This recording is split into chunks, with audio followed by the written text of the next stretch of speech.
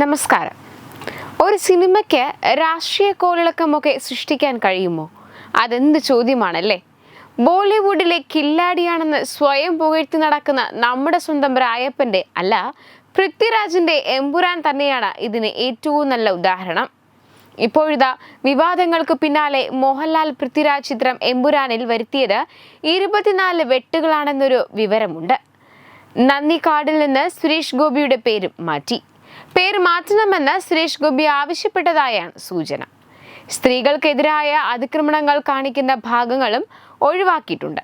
കേന്ദ്ര ഭീകരവിരുദ്ധ ഏജൻസിയായ NIA മുദ്ര ഉപയോഗിക്കുന്ന ഭാഗങ്ങളും നീക്കും. മുദ്ര ഉപയോഗിച്ചതിൽ ഏജൻസി നിയമ നടപടികളിലേക്ക് കടന്നിരുന്നു. പുതിയ പതിപ്പിൽ സിനിമയുടെ ദൈർഘ്യത്തിൽ 2 മിനിറ്റ് 8 സെക്കൻഡിന്റെ കുറവ് വരുമെന്നാണ് സൂചന. അതേസമയം വിവാദങ്ങളുടെ പശ്ചാത്തലത്തിൽ സിനിമയുടെ ചില ഭാഗങ്ങൾ നീക്കം ചെയ്യാനുള്ള തീരുമാനം ടീം എമ്പുരാൻ ഒരുമിച്ചെടുത്തതാണെന്നും മോഹൻലാൽ അടക്കം എല്ലാവർക്കും ചിത്രത്തിന്റെ കഥയെക്കുറിച്ച് അറിവുണ്ടായിരുന്നെന്നും നിർമ്മാതാവ് ആന്റണി പെരുമ്പാവൂർ അറിയിച്ചു. ചിത്രം റീ എഡിറ്റ് ചെയ്യാനുള്ള തീരുമാനത്തിൽ തിരക്കഥാകൃത്ത് മുരളി ഗോപിക്ക് അതൃപ്തിയില്ലെന്നും അദ്ദേഹം കൂട്ടിച്ചേർത്തു. മതചിഹ്നങ്ങളുടെ പശ്ചാത്തലത്തിൽ വാഹനങ്ങൾ കടന്നു പോകുന്ന സീൻ വെട്ടിനീക്കിയിട്ടുണ്ട്. ഒപ്പം തന്നെ NIA എന്ന് പരാമർശിക്കുന്ന സീൻ നീക്കം ചെയ്തു. പ്രധാന വില്ലന് കഥാപാത്രത്തിന്റെ പേര് ബജ്രംഗി എന്നത് മാറ്റി ബൽദേവ് എന്നാക്കിയിട്ടുണ്ട്. നേരത്തെ 17 വെട്ടുകളാണ് ചിത്രത്തിൽ വരുത്തിയതെന്ന് എന്നാണ് വാർത്ത വന്നിരുന്നത്.